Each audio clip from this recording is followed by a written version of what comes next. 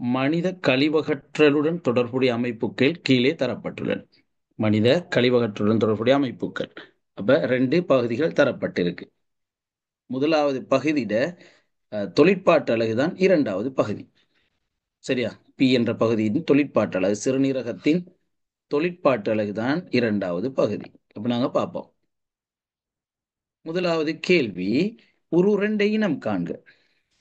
உரு 2 இனம் காண்க. உரு 2 என்பது சிறுநீரகத்தில். உரு 2 இனம் காண்கன்னு சொல்லியிருக்கு.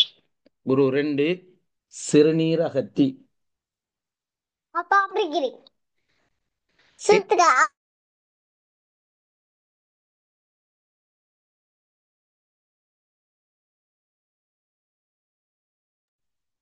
ஏக்யூ பகுதிகளை பெயரிடுக. ஏக்யூ பகுதிகளை பெயரிடுக. ஏ என்பது எங்க தரப்பட்டிருக்கு, நாங்க ஏற்கனவே பார்த்துட்டோம். ஏ என்பது என்னதா இருக்கும்? போமனின் உரை. ஏ என்பது போமனின் உரை. கியூ என்பது சிறுநீர்ப்பை.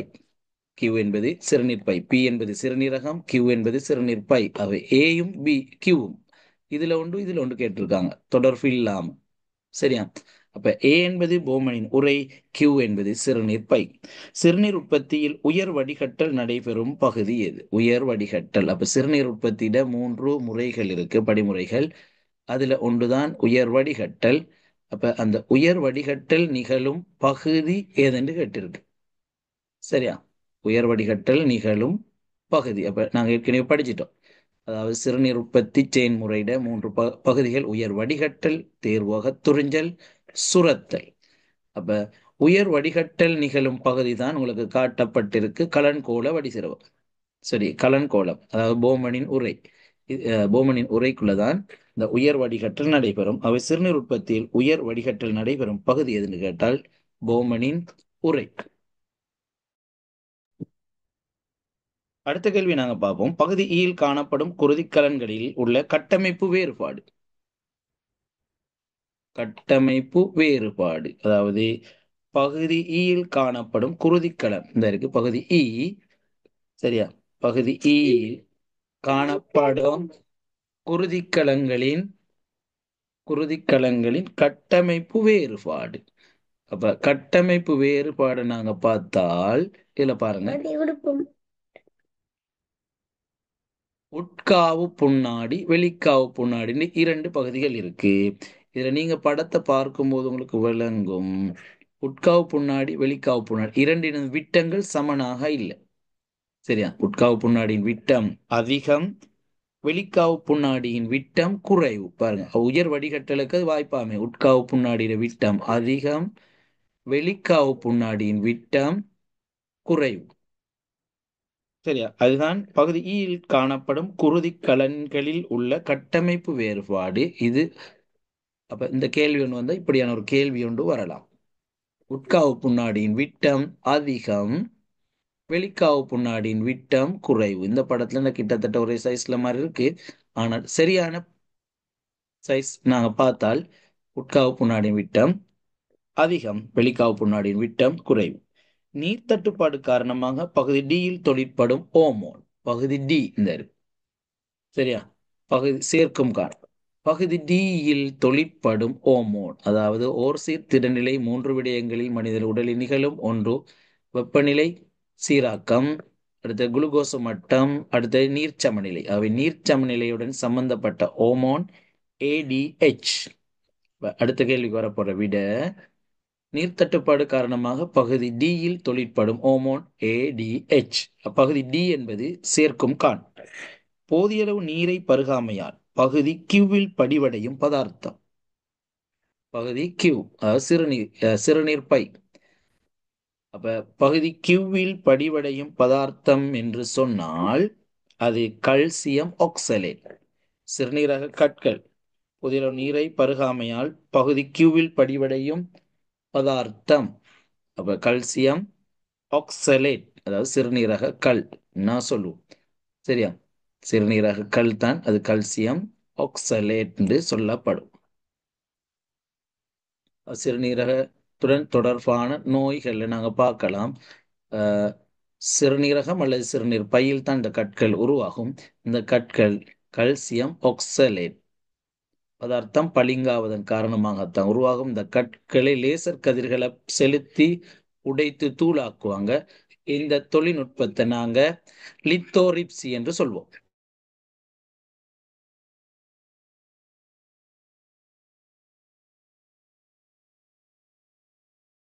சரி. ஆகவே இந்த கே பேப்பர்ல இறுதி கேள்வி, இந்த பேப்பர்ல இறுதி கேள்வி, நீரை பருகாமையால் பகுதி கியூவில் படிவடையும் பதார்த்தம் கல்சியம் ஆக்சலேட். ஆகவே 4 பக்கமுள்ள இந்த டியூட்டை முடிச்சிட்டோம். இப்ப நாங்க புதிய டியூட்டுக்கு போவோம். சரி, புதிய டியூட் மேலோட்டமா சரி, நீங்க கேள்வியை பார்த்திருப்பீங்க. சரி, அந்த டியூட்டுக்கு நாங்க போவோம். மனிதன் சிறுநீரகத்தினுள் பாருங்க, சிறுநீர் வடிகட்டல் செயற்பாட்டிற்குரிய கட்டமைப்பொன்று படத்தில் காட்டப்பட்டுள்ளது. அப்ப ஏற்கனவே நாங்க இன்னும் நிறைய கேள்வி செஞ்சிட்டோம். அதுல அடுத்த கேள்விதான் இது. சரி, மேலோட்டமா பாருங்க. உங்களுக்கு இப்ப பார்த்ததோட விட வரக்கூடிய மாதிரி இருக்கணும். நாங்க டியூட் 1ல நிறைய கேள்வி செஞ்சிட்டோம். குயிக்கா விட எடுங்க பார்ப்போம்.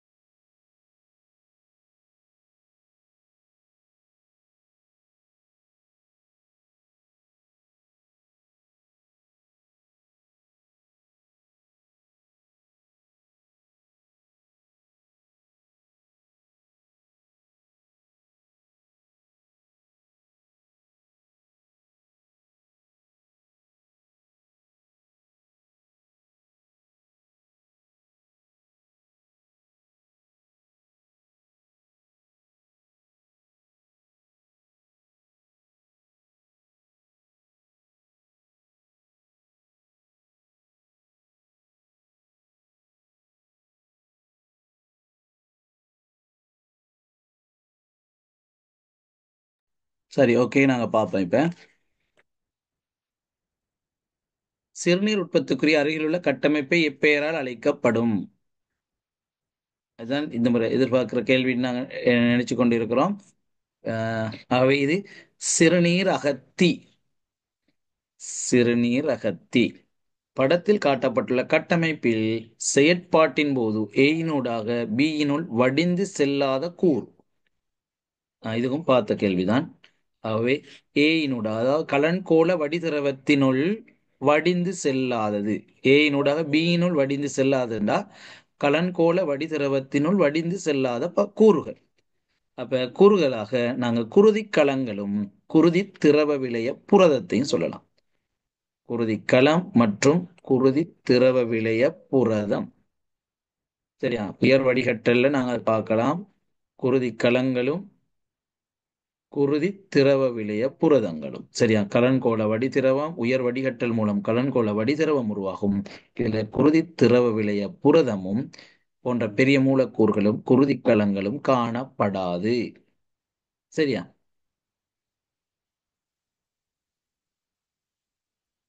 சரி. சிறுநீர் உற்பத்தி செயற்பாட்டில் தேர்வு அகத்துறிஞ்சலின் போது முழுமையாக முழுமையாக குருதிக்குள் அகத்துறிஞ்சு கொள்ளும் ஒரு பதார்த்தம். முழுமையாக குருதிக்குள் அகத்துறிஞ்சு கொள்ளும் பதார்த்தம். மீள அகத்துறிஞ்சப்படும். என்ன பதார்த்தம் சொல்லுங்க பாப்போம். கலங்கோள வடிதிரவத்தில் பிரதான கூறுகளாக நீர், குளுக்கோசு, அமினோ அமிலம், விட்டமின், ஹோமோன்கள், மருந்துகள், யூரியா, பல்வேறு அயன்கள் காணப்படும். ஆனால் இந்த கேள்வியை பார்த்தால் மீள அகத்துறிஞ்சி கொள்ளும் ஒரு பதார்த்தம். முழுமையாக மீள அகத்துறிஞ்சு கொள்ளும் பதார்த்தம். அதாவது குருதிக்குள்ள மீள அகத்துறிஞ்சு கொள்ளும் பதார்த்தம். 90 விதமான நீரும் குளுக்கோஸ் அனைத்தும். சரியா, என்னது? குளுக்கோஸ் அனைத்தும் முழுமையாக தெரிந்து கொள்ளும் பதார்த்தம் குளுக்கோஸ். ஒரு பதார்த்தத்தை குறிப்பிடுக என்றிருக்காவே குளுக்கோஸ். இந்த கேள்வி ஒரு இடத்துல நாங்கள் காண இல்லை. அவை இந்த கேள்வி இந்த பகுதியில் வந்திருக்கு. அவை குளுக்கோஸ். அவை திரும்ப நீங்க பார்க்கலாம். சுகதேவி ஒருவரின் குளுக்கோசு 100% மீளாக துரிஞ்சப்படுகிறது. அவை நீரிழிவு நோய் காரணம் நீரிழிவு நோயாளிகள் இந்த குளுக்கோசு மீளாக துரிஞ்சல் முற்று முழுதாக இடம்பெறுவதில்லை. அவர்களின் சிறுநீரக தாங்கு குழாயில் சேரும் குளுக்கோசு சிறுநீருடன் வெளியேறும். ஆகவே சிறுநீரக நோயாளிகள்ல குளுக்கோசு முழுமையாக வெளியேறுவதில்லை.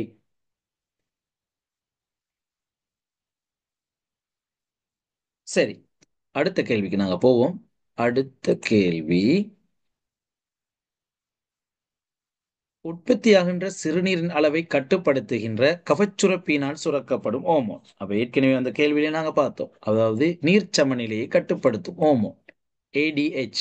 அப்ப இந்த கேள்விகள் எல்லாம் உங்களுக்கு இப்ப ஒரு பரிச்சயம் ஆயிட்டு.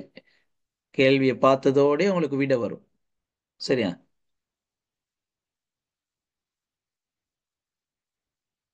அவை நீர் சமநிலையுடன் தொடர்பான ஹோமோன். சிறுநீரின் அளவை கட்டுப்படுத்துகின்ற கபச்சுரப்பியினால் சுரக்கப்படுகின்ற ஹோமோன் ADH. சிறுநீரகங்களிலும் சிறுநீர் பையிலும் கல்லுண்டாவதற்கு ஏதுவான ஒரு காரணத்தை குறிப்பிடுக. கல்லுண்டாவதற்கு ஏதுவான ஒரு காரணி. அப்ப சிறுநீரகத்துல கற்கள் உருவாகுவதற்கான காரணம். சரியா? அப்ப சிறுநீரை வெளியேற்றாது நீண்ட நேரம் தேக்கி வைத்திருத்தல்.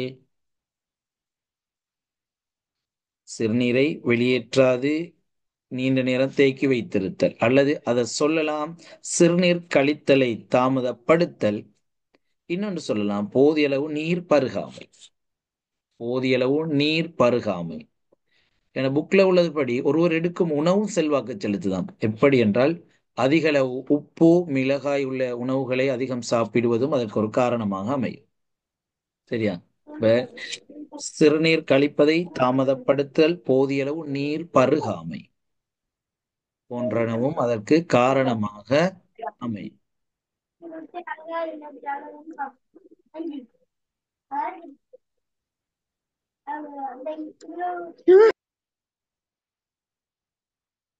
சரி, அடுத்த கேள்விக்கு நாங்க போவோம். மைய நரம்பு தொகுதி தொடர்பான ஒரு கேள்வி தரப்பட்டிருக்கு. மைய நரம்பு தொகுதியின் ஒரு பகுதி கீழே தரப்பட்டுள்ளது. படத்தில் AB என குறிப்பிட்ட பகுதிகளை பெயரிடுக. இதுவும் பரிச்சயம் ஆயிட்டு. இப்ப கேள்வியை பார்த்ததோடு உங்களுக்கு விட வரும். சரியா? AB என குறிப்பிடப்பட்டுள்ள பகுதிகளை பெயரிடுக. இப்ப மேலோட்டமா பார்த்து குயிக்க விடைகள் எழுதுங்க பார்ப்போம் இதுக்கு.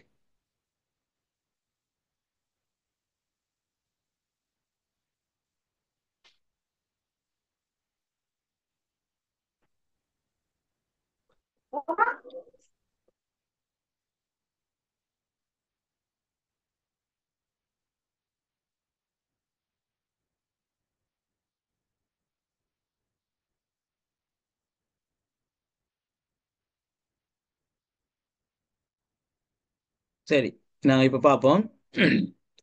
ஏ என்னன்னு சொல்லி ஏ மூலயம். இந்த படத்தின் அடிப்படையில பி வந்து மூலி. சரியா? பி மூலி. சி தரப்பட்டிருக்கு. சி தான் நீள் வளைய மைய விளையம், மனித மூளையின் வெளிப்புற பார்வை. சரியா? அப்ப ஏ மூலயம், பி மூலி, சி நீள் வளைய மைய விளையம். சரி, பகுதி பியினால் நிறைவேற்றப்படுகின்ற ஒரு தொழில். அதாவது மூலியின் தொழில் கேட்கப்பட்டிருக்கு. மூலியின் தொழில். சரி, இதுல நீங்க பார்க்கலாம். அப்ப மூலியின் தொழிலாக உடல் சமநிலையை பேணும், இச்சை வழி செயற்பாடுகளை கட்டுப்படுத்தும், உடல் அசைவுகளை சரியான முறையில் மேற்கொள்ள பங்களிப்பு செய்யும். சரியா? அப்ப ஒரு குடி போதையில உள்ள ஒருவருக்கு இந்த மூலிதான் சரியாக தொழிற்படாமல் போவது. சரியா?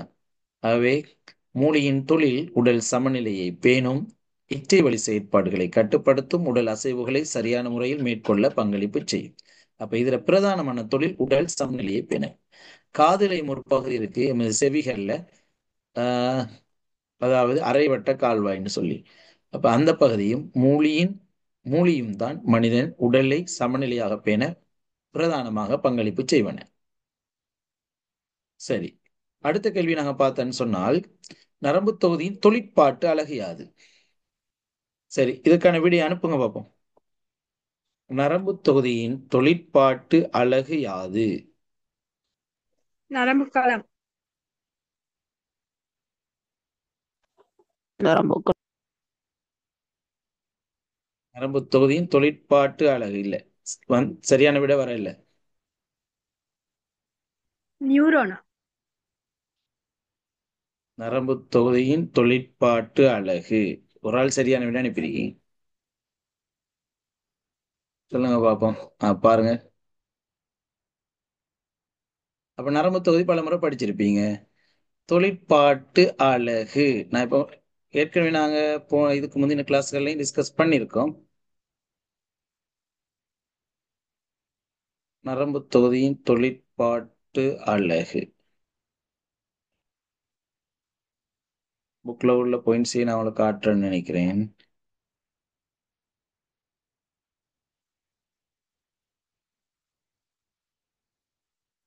இந்த இருக்கு. சரியா, நரம்பு தொகுதியின் தொழிற்பாட்டு அழகு நன்றாக ஞாபகம் வச்சுக் கொள்ளுங்க. நரம்பு தொகுதியின் தொழிற்பாட்டு அழகுங்க அந்த இருக்கு. நரம்பு தொகுதியின் தொழிற்பாட்டு அழகு என்ன? தெரிவில். சரியா, நரம்பு தொகுதியின் தொழிற்பாட்டு அழகு தெரிவில். ஆனால் சிறுநீரகத்தின் கட்டமைப்பு தொழிற்பாட்டு இரண்டினும் அழகு சிறுநீரகத்தின். மனித உடலின் கட்டமைப்பு தொழிற்பாடு இரண்டினதும் அழகு களம். ஆனால் நரம்பு களத்தின் கட்டமைப்பு அழகு நரம்பு களம். தொழிற்பாட்டு அழகு என்று கேட்டால் அது தெரிவில். தெரிவில் தான் 3 நரம்பு களங்களை கொண்டுள்ளது: புலன் நரம்பு களம், இடைத்தூது நரம்பு களம், இயக்கு நரம்பு களம். சரி, ஆகவே இந்த கேள்விக்கு சரியான விடை நரம்பு தொகுதியின் தொழிற்பாட்டு அழகு யாது என்பதற்கான சரியான விடை தெரிவில். தன்னாட்சி நரம்பு தொகுதிக்குரிய பரிவு நரம்பு தொகுதியின் செயற்பாட்டினால் உடலில் ஏற்படுகின்ற ஒரு மாற்றத்தை குறிப்பிடுக. பரிவு நரம்பு தொகுதி. பரிவு பரபரிவு உண்டு 2 நரம்பு தொகுதிகள் காணப்படும். சரியா, அதுல பரிவு நரம்பு தொகுதி பரபரிவு நரம்பு தொகுதி. சரியா, பரிவு நரம்பு தொகுதிக்கான எதிர்ச்செயற்பாடுதான் பரபரிவு நரம்பு தொகுதியினால காட்டப்படும். அவசர நிலைமைகள்ல முதலில் செயற்படுவதுதான் பரிவு நரம்பு தொகுதி. அதாவது தாக்குதல் அல்லது தப்பித்தல், ஃபைட் ஓ ஃபிளைட். சரியா, அவசர நிலைமைகள்ல முதலில் செயற்படுவது. அப்படின்னா அங்க இதுல பார்த்தோம்னு சொன்னால் பரிவு நரம்பு தொகுதி. இது அவசர நிலைமைகள் எங்களுடைய இதய அடிப்பு வீதம் அதிகரிக்கும். இதய அடிப்பு வீதம் அதிகரிக்கும்.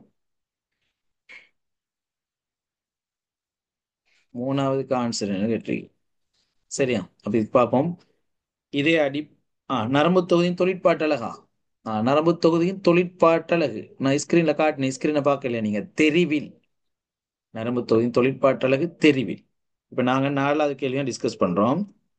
அப்ப பரிவு நரம்பு தொகுதியின் செயற்பாட்டில் உடலில் ஏற்படும் ஒரு மாற்றம்: இதய வடிப்பு வீதம் அதிகரிக்கும், கருமணியின் பருமன் அதிகரிக்கும், வாதநாளி சுவாச சிறுகுழாய்கள் சுருங்கும், சுவாச வீதம் அதிகரிக்கும். அப்ப இதய வடிப்பு வீதம் அதிகரித்தால் சுவாச வீதம் அதிகரிக்கும். உதாரணத்துக்கு நீங்க வச்சுக்கொள்ளுங்களேன், நாய் என்று துரத்துதுன்னு சொல்லி. அப்ப அந்த சந்தர்ப்பத்துல பரிவு நரம்பு தொகுதி தொழிற்பட்டால் என்ன நடக்கும்? இதய அடிப்பு வீதம் அதிகரிக்கும், சுவாச வீதம் அதிகரிக்கும். அது ரெண்டையும் ஞாபகம் வச்சுக்கொள்ளுங்க. ஒன்று தானே கேட்டு. இரைப்பை குடல் சுருக்கங்கள் குறையும். அதாவது தொண்டையெல்லாம் காஞ்சிட்டுன்னு சொல்லுவோம். அதாவது சரியா, நாக்கெல்லாம் காஞ்சிட்டு, அதாவது பசியெல்லாம் ஏற்படாது அந்த சந்தர்ப்பத்துல. இரைப்பை குடல் சுருக்கங்கள் குறையும். அவை இலகுவாக ஞாபகம் வச்சுக்கொள்ள இலகுவானது. இதய அடிப்பு வீதம் அதிகரிக்கும், சுவாச வீதம் அதிகரிக்கும். அது இலகுவானது. சரி, நாங்க அடுத்தது பார்ப்போம். நரம்பு இயைபாக்கத்தைப் போலவே ஓமோன் இயைபாக்கமும் அங்கியொன்றின் நிலவுகைக்கு முக்கியமானது. கஃபச்சுரப்பினால் சுரக்கப்படுகின்ற இப்ப இந்த கேள்வி வாசிக்கும் போது உங்களுக்கு விட வந்துடணும் என்ன பல முறை செஞ்சிட்டோம். சுரக்கப்படுகின்ற மானிட பெண்ணின் மாதவிடாய் வட்டத்தின்பால் செல்வாக்கு செலுத்துகின்ற ஒரு ஓமோன், அதாவது கஃபச்சுரப்பினால் சுரக்கப்படும். பெண்ணின பெருக்க தொகுதியுடன் தொடர்பான 4 ஓமோன்கள் இருக்கு. Estrogen, progesterone, FSH, LH. இதுல எஃப்எஸ்ஹெச், எல்ஹெச் என்பன கஃபச்சுரப்பினால் சுரக்கப்படும். ஈஸ்ட்ரஜன், புரொஜெஸ்டரான் எங்க சுரக்கப்படும்?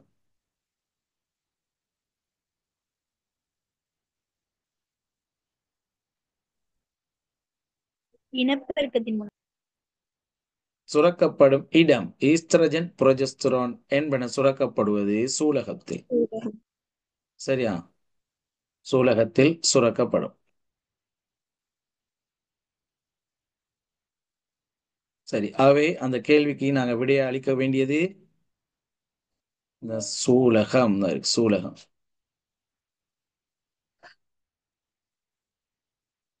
பாருங்க, சூலகத்தினால் சுரக்கப்படும் ஹார்மோன் ஈஸ்ட்ரஜன், புரொஜெஸ்டரான். அப்ப இதை ஞாபகம் வச்சுக்கொள்ளுங்க. இப்ப கேள்வி கேட்டிருக்கு. என்ன கேள்வி? கஃபச்சுரப்பினால் சுரக்கப்படும் மானிட பெண்ணின் மாதவிடாய் வட்டத்தின்பால் செல்வாக்கு செலுத்துகின்ற ஒரு ஹார்மோன். அவை அந்த கேள்விக்கான விடையாக நீங்க அளிக்கணும் எஃப்எஸ்ஹெச், எல்ஹெச். சரியா? FSH, LH. சரிதானே? சி கேள்விக்கு நாங்க போவோம்.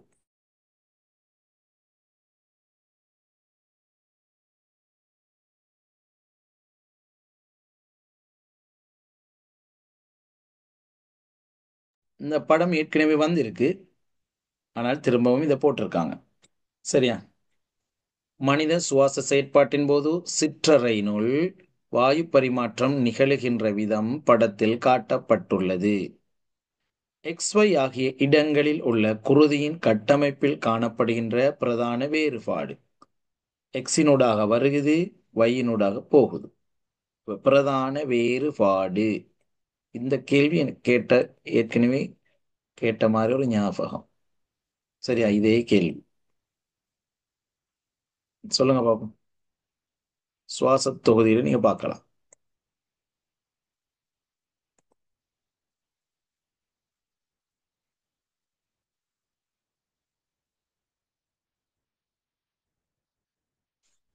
இதுதான் அந்த படம், ஒரிஜினல் படம்.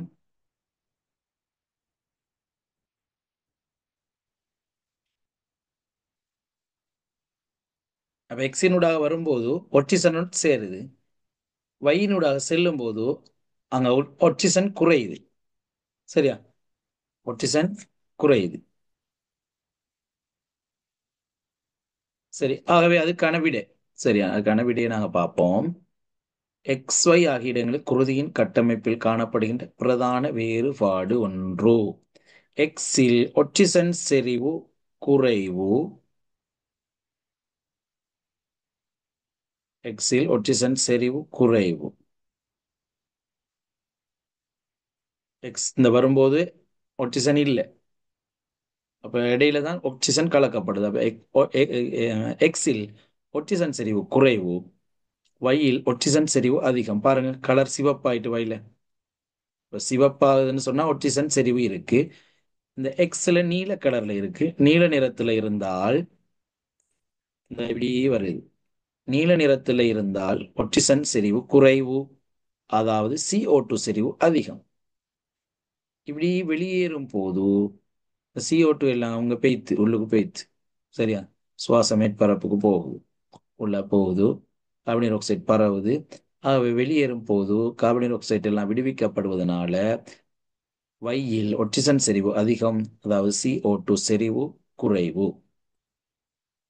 வினைத்திறனுடைய முறையில் வாயு பரிமாற்றம் நிகழ்வதற்கு சுவாச மேற்பரப்பின்றில் காணக்கூடிய இசைவாக்கம். மேற்பரப்பொன்றில் காணக்கூடிய இசைவாக்கம் நேற்று பார்த்தது உங்களுக்கு இலகுவாக இருக்கும். சுவாச மேற்பரப்பொன்றில் காணக்கூடிய இசைவாக்கம். மெல்லியது ஈரலிப்பானது. மெல்லியது ஈரலிப்பானது. சிற்றறை மயிர்த்துளை குழாய் வலையமைப்பினால் சூழப்பட்டது. பெருமளவு காற்றுப் பைகளை கொண்டதாகவும் இலகுவாக ஞாபகம் வச்சுக் கொள்ளுங்க. மெல்லியது, ஈரலிப்பானது. வினைத்திறனான வாயு பரிமாற்றத்திற்கு உதவும் காரணிகளாகும். சுவாச பைகளிலிருந்து இதயம் வரையில் குருதியை கொண்டு செல்கின்ற குருதிக்கலன் எப்பெயரால் அழைக்கப்படும்? சுவாசப்பையிலிருந்து இதயத்தை நோக்கி குருதியை கொண்டு செல்லும். பாருங்க, இப்ப சுற்றோட்ட தொகுதிக்கு போயிடுது. அப்படியே சுவாச தொகுதியில இருந்த கேள்வி சுற்றோட்ட தொகுதிக்கு போயிட்டு. அது சொல்லுங்க பாப்போம், என்னன்னு வரும்னு.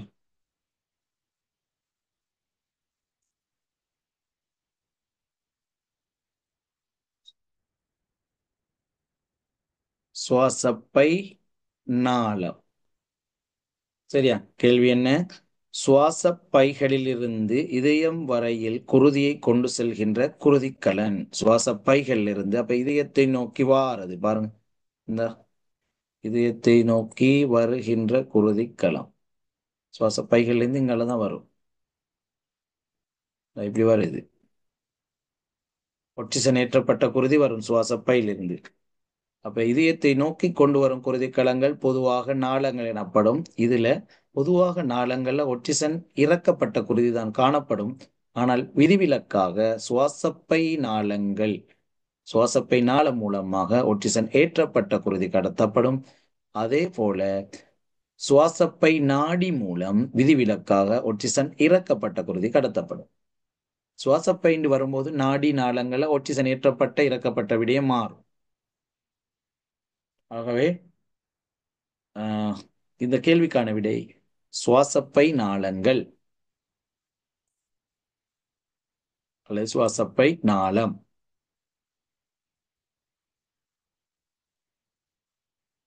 சரிதானே?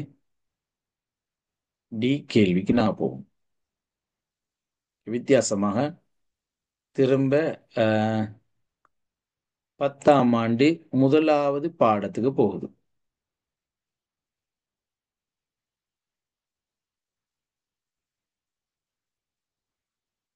சரி, அதுக்கு விடைகளை யோசிங்க பார்ப்போம்.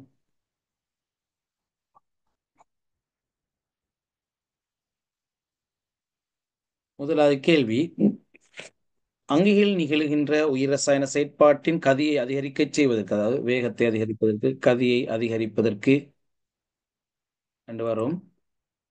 அதிகரிக்க செய்வதற்கு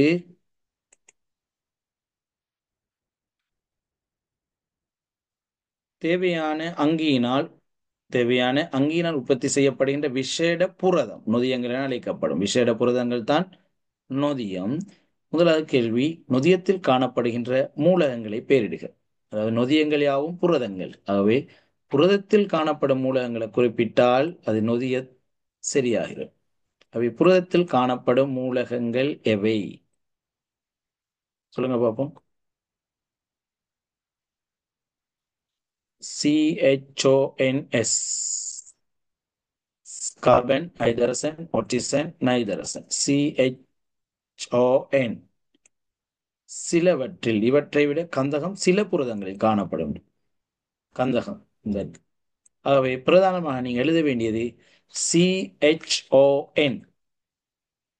நொதியங்களில் காணப்படுவது என்பதனால CHON. சிலவற்றில் தான் புரதம் காணப்படும். மாப்பொருள் கரைசலுக்கு அமைலேசு நொதியத்தை சேர்த்து நன்றாக கலக்கி 20 நிமிடங்களின் பின்னர் அதன் சிறிதளவை எடுத்து ஐடின் கரைசல் இடப்பட்டது. இந்த பரிசோதனை ஏ கேள்வியாக வந்திருக்கு. பார்ட் 2ல ஏ பகுதியில இதற்கு முன்னர் கேள்வியாக வந்திருக்கு. சரியா? ஏ பகுதியில கேள்வியாக வந்திருக்கு. அது இப்ப பி பகுதிக்கு போட்டிருக்காங்க. மாப்பொருள் கரைசலுக்கு அமைலேசு போட்டால் அது மோல்டோஸாக மாறும். சரியா? 20 நிமிடங்கள்ல போட்டால் மாப்பொருள் ஃபுல்லாக எதா மாறும்? மோல்டோஸாக மாறும். இது அடிப்படையாக கொண்ட கேள்விதான் இது. அப்ப நாங்க பார்ப்போம். அயடின் சேர்க்கப்பட்ட பின்னர் கிடைக்கின்ற அவதானம். அப்ப 20 நிமிடங்களுக்கு பின்னர் தான் இங்க அயடின் சேர்க்கப்படுது. அப்ப 20 நிமிடங்களுக்கு பின்னர் அயடின் சேர்த்தால் அந்த மாப்பொருள் முழுவதும் எதா மாறும்? மாப்பொருள் முழுவதும் அமைலேசாக மாறும். இதுதான் அந்த கேள்வி, இந்த பரிசோதனை. மாப்பொருள் மீது அமைலேசு நொதியத்தின் செயற்பாட்டை காட்டுதல். அப்ப மாப்பொருள் முழுவதும் 20 நிமிடங்களின் பின்னர் மோல்டோஸாக மாறும். அவை மோல்டோஸுக்கு நாங்கள் அயோடின் கரைசல் போட்டால் கருநீல நிறத்தை கொடுக்காது. ஆகவே அயோடின் கரைசலின் நிறமான கபில நிறத்தையே கொடுக்கும். சரியா? இந்த கேள்வி அயோடின் சேர்க்கப்பட்ட பின்னர் கிடைக்கின்ற அவதானம் கருநீல நிறம் தோன்றாது. அவை அவதானமாக கபில நிறம் தோன்றும் அல்லது மஞ்சட் கபிலம். அயோடின் கரைசல் நிறம்தான் அங்க தோன்றும்.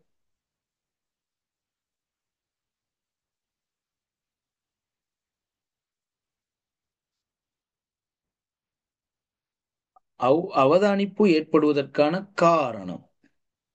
காரணமே மாப்பொருள் காணப்படாமை. ஏன் மாப்பொருள் காணப்படாமை? இந்த அவதானிப்பு அடிப்படையாக கொண்டுதான் அந்த கேள்வி. எடுக்கப்பட்ட தாக்க கலவை ஆரம்பத்தில் அயோடின் கரைசலுடன் கருநீல நிறத்தை காட்டுவதையும் பின்னர் ஊதா நிறத்தையும் இறுதியில் தான் இந்த கேள்வி கேட்கப்பட்டது. 20 நிமிடங்களின் பின் இறுதியில் இறுதியில் உள்ள நிறத்தை நாங்க இதுல எழுதணும். இறுதியில் தாக்க கலவை கபில நிறம் அயோடின் கரைசலின் நிறத்தை தரும். அதற்கான காரணம் தான் இந்த கேள்வி மாப்பொருள் காணப்படாமை. அவதானிப்பு ஏற்படுவதற்கான காரணம் அமிலேசு நொதியத்தின் முன்னிலையில் மாப்பொருள் எப்பதார்த்தமாக மாற்றப்படுகிறது. மோல்டோஸாக மாற்றமடையும். பாருங்க, மாப்பொருள் அமைலேசு நொதியத்தினால் நீர் பகுப்படைந்து மோல்டோஸாக மாறும். மோல்டோசு அயோடின் கரைசலுக்கு நிறமாற்றம் எதையும் ஏற்படுத்தாது. சரியா? நிறமாற்றம் எதையும் ஏற்படுத்தாது.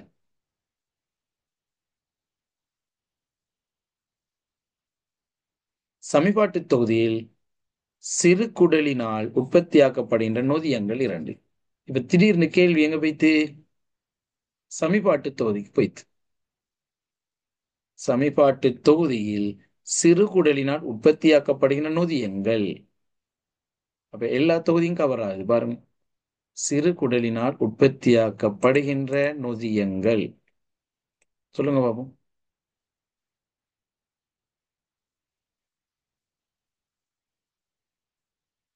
அப்ப சிறுகுடல்ல நிறைய நொதியங்கள் காணப்படுது.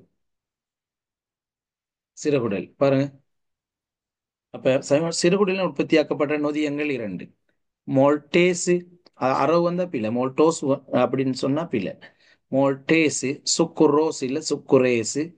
கீழ்ப்படைதான் அரவு வரும். மோல்டோசு சுக்குரோசு இலக்டோசு. சரியா? பல்பெப்டைட். ஆனால் நொதியங்கள் வரும்போது அரவு வராது. மோல்டேசு சுக்குரேசு இலக்ட்ரேசு பெப்டிடேஸ். சதையில அமைலேசு திருச்சின் இலிப்பேசு.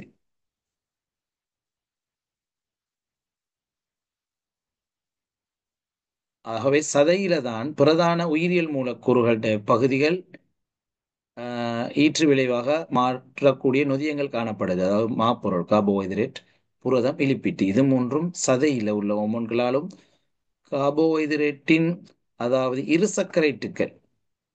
சரியா? இருசக்கரைட்டுக்கள் பொதுவாக சிறுகுடலில் உள்ள நொதியங்கள் மூலம் ஈற்று விளைவுகளாக மாறுது. மோல்டோசு சுக்ரோசு இலக்டோசு பல்பெப்டைட் என்பன. சரி, ஆகவே சமன்பாட்டு தொகுதியில் சிறுகுடலினால் உற்பத்தியாக்கப்படுகின்ற நொதியங்கள் 2 தருக. நொதியங்களை எழுதியாச்சு. சரி பிள்ளைகள், கனெக்ஷன் கட் ஆயினத்தோட நாங்க அடுத்த கேள்விக்கு போவோம். சரி, அடுத்த கேள்வி, 2வது கேள்வி.